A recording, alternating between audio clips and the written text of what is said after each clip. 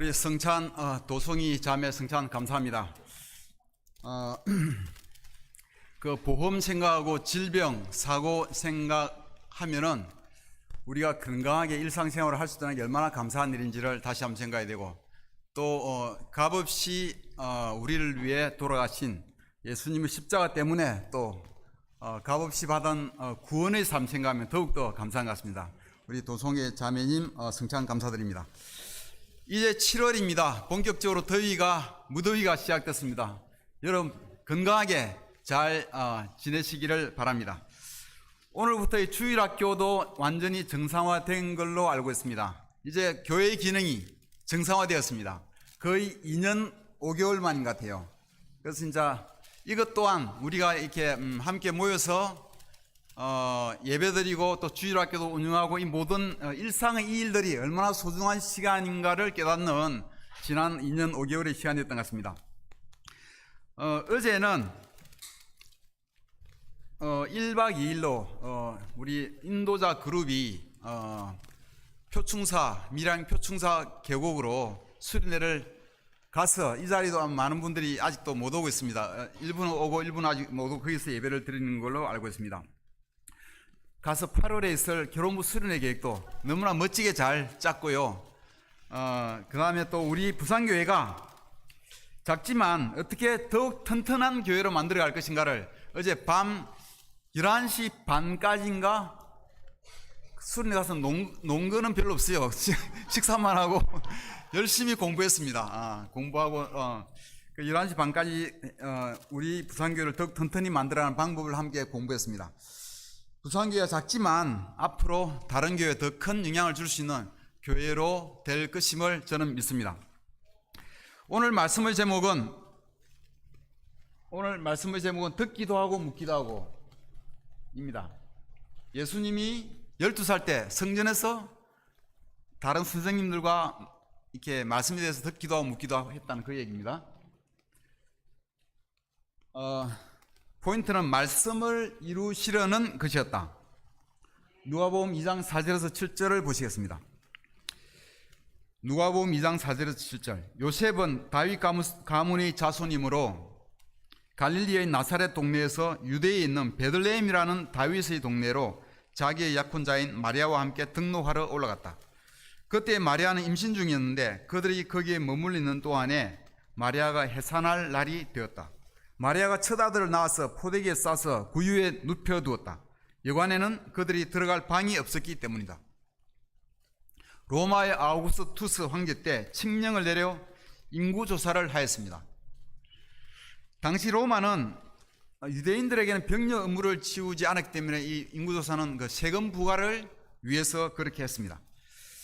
그런데 믿을 만한 역사 기록에 의하면 이 유대가 속한 그 시리아 지역에는 14년 만에 인구조사가 이루어졌는데 실제로는 BC 8년에 이루어졌다고 합니다. 그래서 사실상 예수님이 BC 8년에 태어난 것이 맞을 거라는 그런 주석서의 설명이 있습니다. 실제 우리가 알고 있는 BC AD를 구분하는 예수님의 탄생 시기는 약 8년의 오차가 있다고 그 주석서에는 설명하고 있습니다. 이 인구조사를 위해서 예수님의 아버지 요셉은 만삭의 마리아와 함께 나사렛에서 베들레헴까지 약 한 120km 된다고 해요. 한 120km의 떨어진 베들레헴까지 갔습니다. 힘들고 먼 여정 끝에 도착했는데 여관에 묵을 곳이 없었습니다. 마구간에서 지내게 되었는데 거기서 아기를 출산하게 되었습니다. 약 120km의 거리를 요셉과 만삭의 아내가 약혼녀 마리아가 오는 것은 쉽지는 않았을 것이고, 뭘 타고 왔는지는 모르겠지만 하여가 힘들었을 겁니다. 요셉은 많은 불평을 할 수도 있었을 것입니다. 인구조사는 무슨 인구조사냐, 먹기 살기도 힘드는데 하며 불평할 수도 있었을 테고, 아니 인구조사를 하더라도 그냥 사는 곳에서 하면 되지 왜 이렇게 힘들게 만드냐 할 수도 있었고, 하필이면 이렇게 마리아가 아이를 낳을 때 다 됐는데 만삭인데 이렇게 움직이면서 굉장히 자기 인생에서 되는 게 제대로 없다는 식으로 불평할 수도 있었을 것입니다.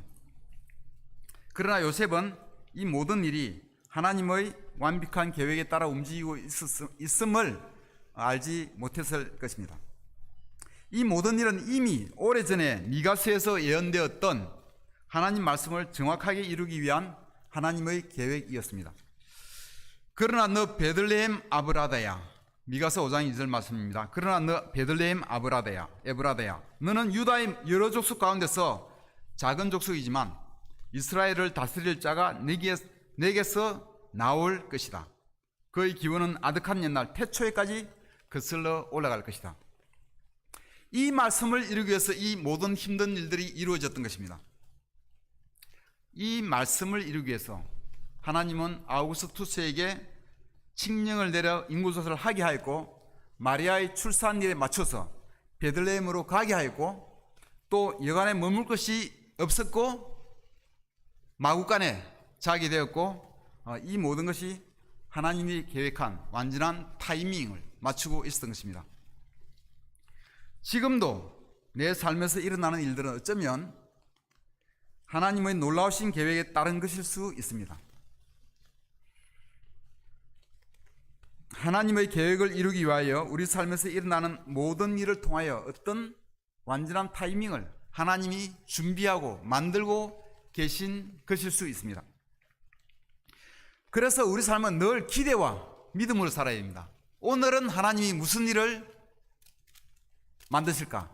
오늘 내 삶을 통해서 하나님이 어떤 일을 하실까? 하는 기대로 사는 것이 하나님을 믿는 우리 삶이 되어야 할 것입니다.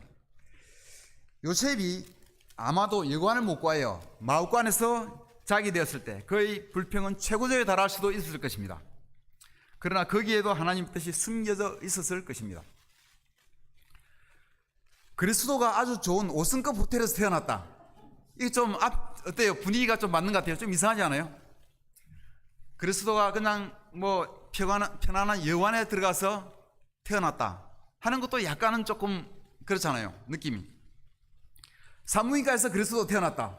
그것도 좀 느낌이 그렇고, 그런 것보다는 마구간에서 메시아가 태어났다. 뭔가 좀 매치가 되는 것 같잖아요.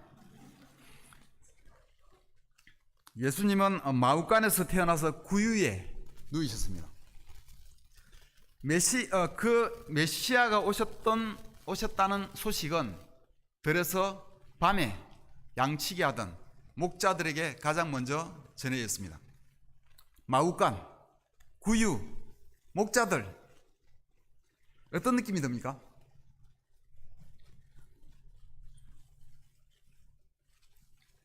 참 소박하고 별로 내세울 것 없고 별로 보잘것 없어 보이는 느낌이 들지 않습니까? 예수님의 부모님도 가난했어요. 레위기에 따르면 아들을 낳은 후 40일간 산모는 부정하다 하여 거룩한 것을 만지도 못하고 성전에 가지도 못하고 집안에만 40일 동안 있어야 했다고 했습니다.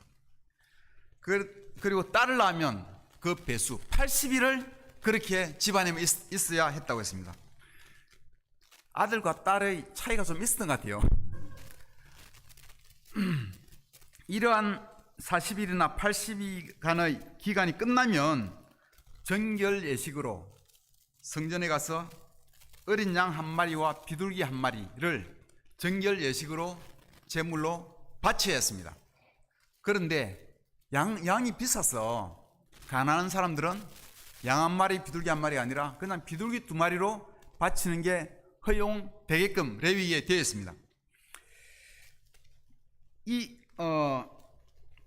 그 당시에 그냥 비둘기 2마리로 바치는 것을 가난한 자의 제물이라고 불렸다고 합니다.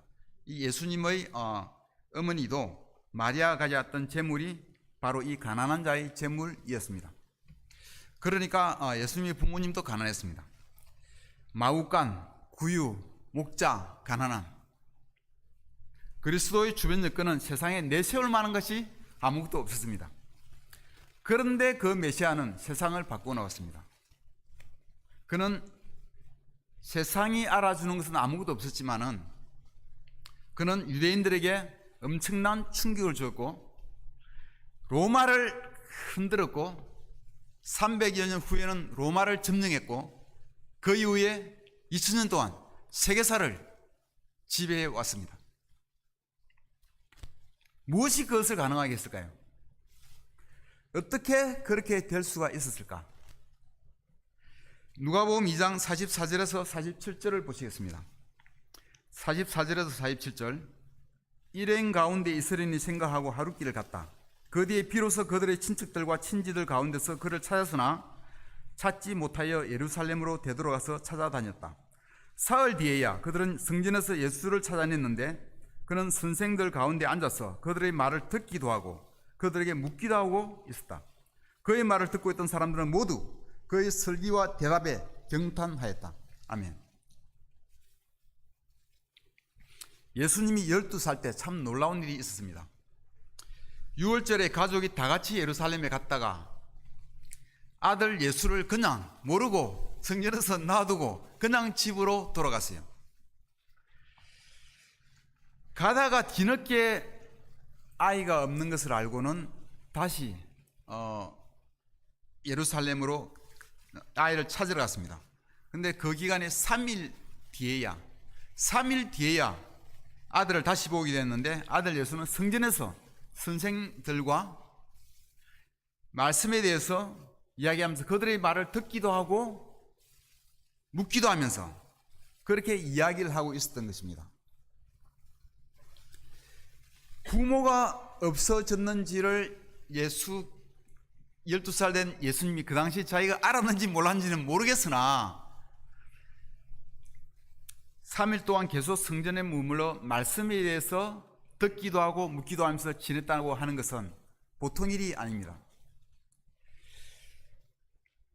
여러분의 아이가 공부하러 가서 3일 동안 집에 올 생각 안 하고 계속 공부에만 몰두하고 있었다면 여러분 그 아이가 어떻게 될 것 같습니까? 공부에 놀라운하게 될 것 같지 않습니까? 예전에 저는 당구 친다고 하루 종일 쳐본 적은 있어요. 그렇게 몇 번 쳐봤습니다. 밤새도록 뭐 해본 적은 고스톱 치본다고 밤새도록 몇 번 해본 것 같아요. 3일 동안 집에도 안 들어가고 계속 해본 것은 별로 없는 것 같아요. 집에도 안 가고 3일 동안 뭔가를 계속 한다는 것은 정말 자기가 좋아하거나 정말 재밌는 일이거나 그런 일만이 그런 일만을 그렇게 할 수 있을 것입니다. 최진규 형제 아들 최재원이가 아무리 칼 만드는 일을 좋아한다 하더라도 아마 3일 동안 그렇게 집에 안 들어오고 했던 적은 아마 없지 않았을까 생각합니다. 예수님은 말씀을 좋아하셨어요. 예수님의 관심은 온통 말씀에 가 있었습니다. 놀라운 사실은 성경에는 우리 가운데 사신 그분이 곧 말씀이라고 되어 있습니다. 요한복음 1장에 보면 태초에 말씀이 계셨다. 그 말씀은 하나님과 함께 계셨다. 그 말씀은 하나님이셨다 라고 되어 있고, 그리고 14절에 보면 그 말씀은 육신이 되어 우리 가운데 사셨다 라고 예수님을 말씀이라고 표현하고 있습니다. 하나님과 예수님이 곧 말씀으로 표현되어 있는 것입니다. 저는 처음 크리스찬이 되고 나서 크리스찬들이 모여서 늘 한다는 게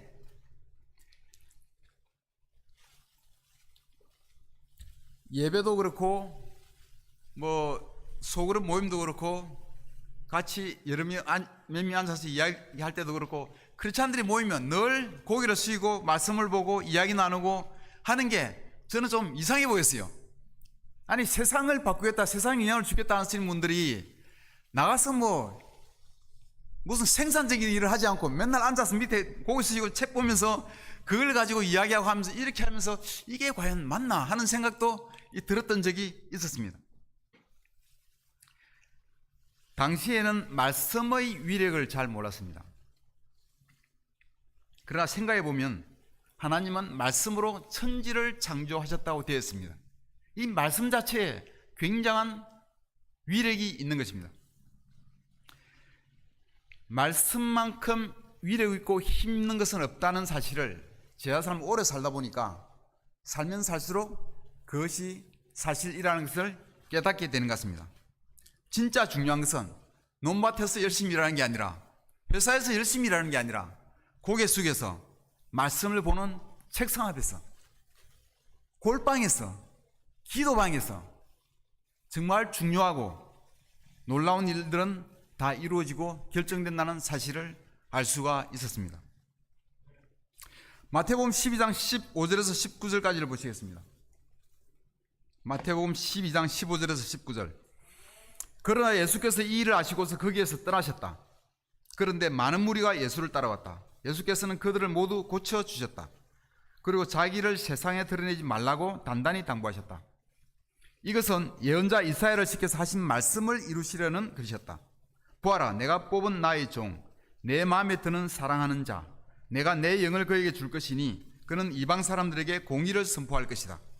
그는 다투지도 않고 외치지도 않을 것이다. 그래서 그의 소리를 들을 사람이 없을 것이다. 국회의원이 되려고 하면은 자기가 사는 지역구에서 열심히 사람들을 만나고 자기 얼굴을 알려야 합니다. 사람들을 만나야 해요. 세상에서 큰 인물이 되려고 하면은 세상에서 자기를 열심히 알려야 합니다. 자기가 얼마나 선하고 좋은 사람인지를 알려야 되고, 자기가 얼마나 놀라운 일을 해온 사람인지를, 얼마나 능력 있는 사람인지를, 얼마나 착한 사람인지를, 얼마나 심성이 좋은 사람인지를 널리 알려야 됩니다. 그래서 사람들의 인정을 받고 표를 얻고 그래야 국회의원이 되고, 또 그래야 인기가 계속 좋아야 대통령도 될 수가 있는 것입니다. 예수님의 동생들도 그래서 예수님이 그러한 일을 하신다는 것을 알고 세상에 자신을 드러내라고, 유대로 올라가라고 예수님한테 권하기도 했습니다.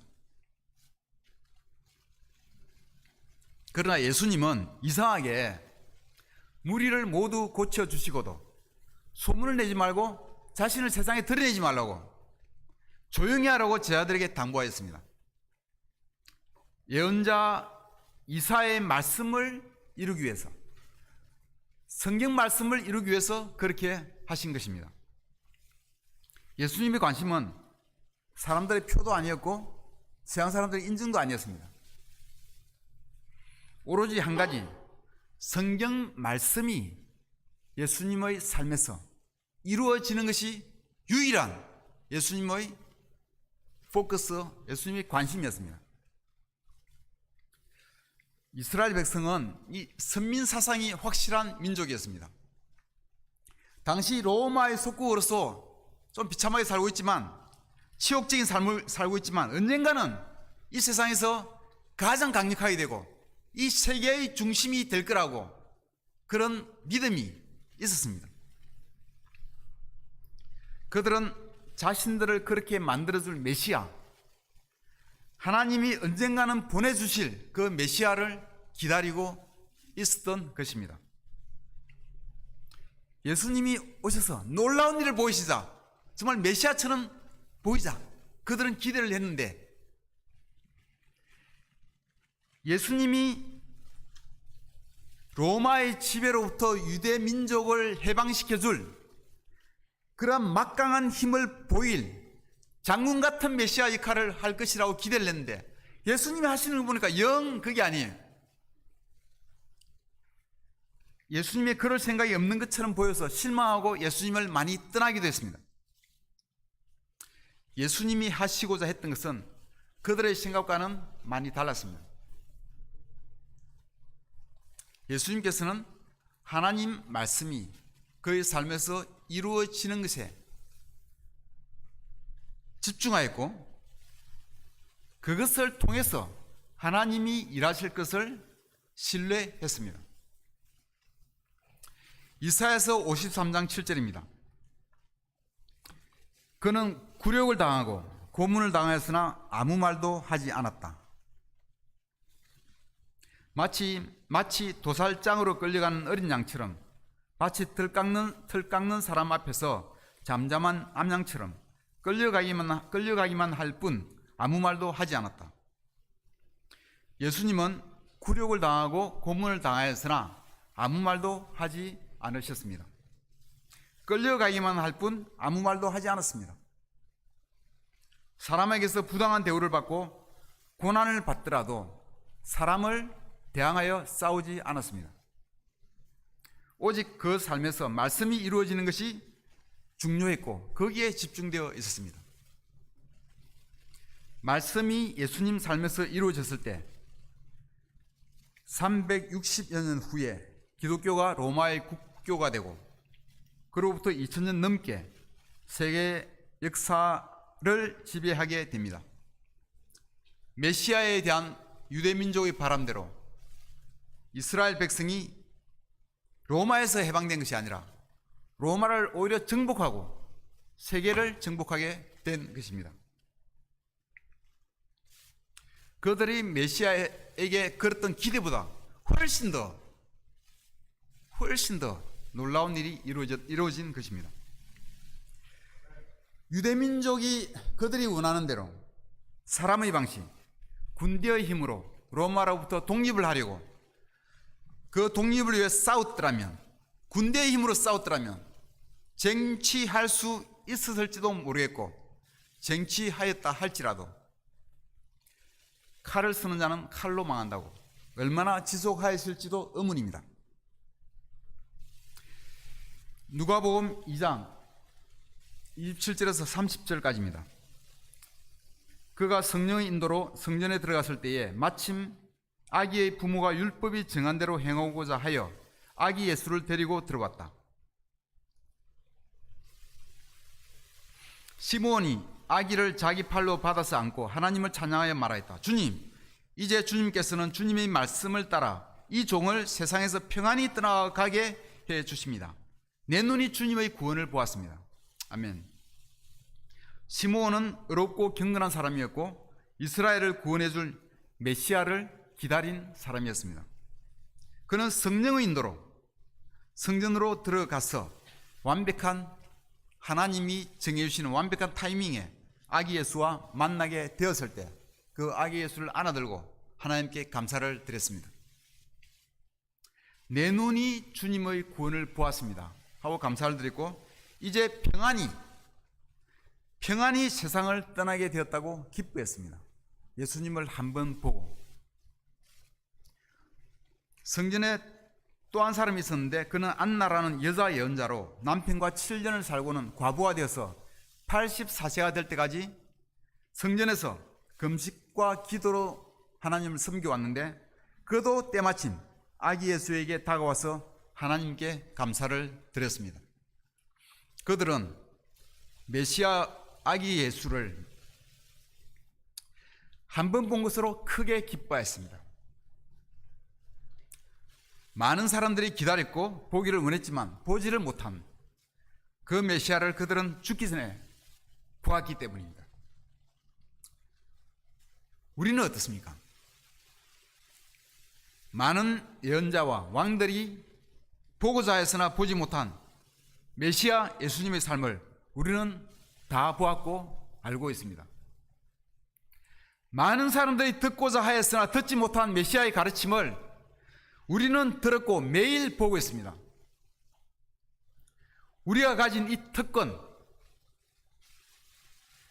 특권에 우리는 감사해야 할 것입니다. 그 메시아의 가르침이 우리 삶에서 이루어져야 할 것입니다. 우리 삶에서 메시아의 말씀이 얼마나 이루어지고 있습니까? 다급하면 사람의 방식을 쓰지 않습니까? 억울하면 평소에는 말씀을 잘 지키다가 내 삶에서 말씀이 잘 이루어지다가도 내가 억울함을 당하면 사람의 방식이 나오지는 않습니까?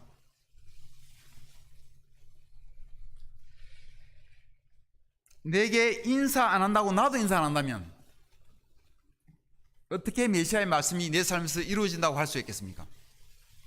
나를 비난한다고 나도 같이 비난하면 어떻게 메시아의 말씀이, 성경 말씀이 내 삶에서 이루어진다고 할 수 있겠습니까?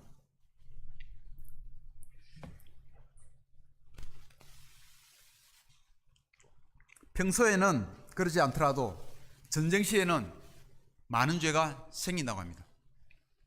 전쟁 시에는 군인들도 죄를 많이 짓습니다. 약탈하고 급탈하고 잔인해진다고 합니다. 베트남에 파병되었던 우리 군인들이 그곳 주민들을 상대로 굉장히 많은 죄를 지었다고 저는 들었습니다. 어려울 때라도 말씀이 삶에서 이루어지는 데 집중하여야 할 것입니다. 그럴 때 하나님의 계획에 의한 완벽한 타이밍이 준비되고 하나님의 일하심을 우리가 보게 될 것입니다. 왕하 8장 5절입니다. 그래서 게하시는 왕에게 엘리사가 죽은 사람을 살려준 일을 설명하고 있었다. 바로 그때에 엘리사가 아들을 살려준 그 여인이 왕에게 와서 자기의 집과 밭을 돌려달라고 호소한 것이다. 게하시는 높으신 임금님, 이 여인이 바로 그 여인입니다. 그리고 이 아이가 엘리사가 살려준 바로 그 아들입니다 하고 말했다. 수넴 여인은 처음 먼저 하나님의 사람이라고 여겨지던 엘리사에게 음식을 대접해주고 또 자기 방을 하나, 다락방인가 하나를 내어주면서 쉴 수 있게끔 친절을 베풀었습니다. 그 일을 계기로 이 수넴 여인과 엘리사가 많이 좀 친해졌던 것 같아요. 엘리사는 그녀의 소원이든 아이가 없던 그녀에게 아들을 낳게 도와주었고 나중에 아들이 죽었을 때 그 아들을 살려주기까지 했습니다. 어느 날 엘리사는 7년의 기근을 예언으로 그 수넴 여인에게 알려주면서 다른 블레셋 땅에 피신해 있으라고, 여기 있으면 굶어 죽는다고 하고 알려줬고 7년간 있다 오라고 알려줬고, 그 여인은 그렇게 이국 땅에서 7년을 살다가 7년 후에 돌아온 것입니다. 7년 후에 돌아와서 자기 집과 땅을 돌려줄 것을 호소하려고 왕에게 찾아왔습니다. 그런데 때마침 바로 그때 엘리사의 사원 게하시가 왕에게 예전에 엘리사가 수넴 여인의 아들을 살려준 그 얘기를 하고 있었습니다. 그 시간에 정확히 그 여인이 왕을 찾아왔던 것입니다. 얼마나 기막힌 타이밍입니까? 왜 이 기막힌 타이밍의 얘기가 성경에 써 있을 것 같습니까? 왕은 그 여인에게 그 재산을 모두 돌려주게 하고 그 7년 동안 받지 못한 소출도 다 계산해서 이 여인에게 돌려주라고 명령하달하였습니다. 10수년 동안 풀타임 하다가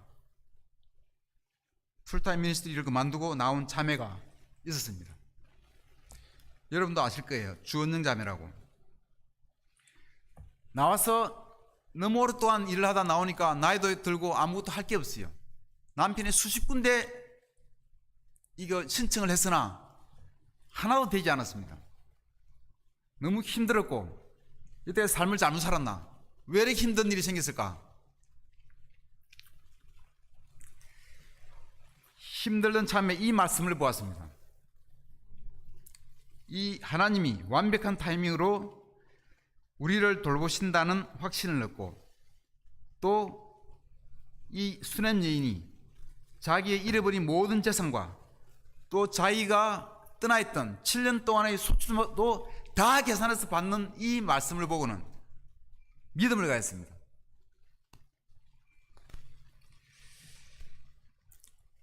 하나님이 완벽한 타이밍으로 우리를 돌보신다는 확신을 얻고 하나님께 다 맡기고 나한테도 분명히 갚아주실 것이다 믿음을 가지고 걱정을 하지 않기로 했습니다. 그리고는 얼마 후 직장을 구하고 지금은 돈도 너무나 잘 벌고 아주 잘 살고 있습니다. 하나님은 믿을 수 있습니다.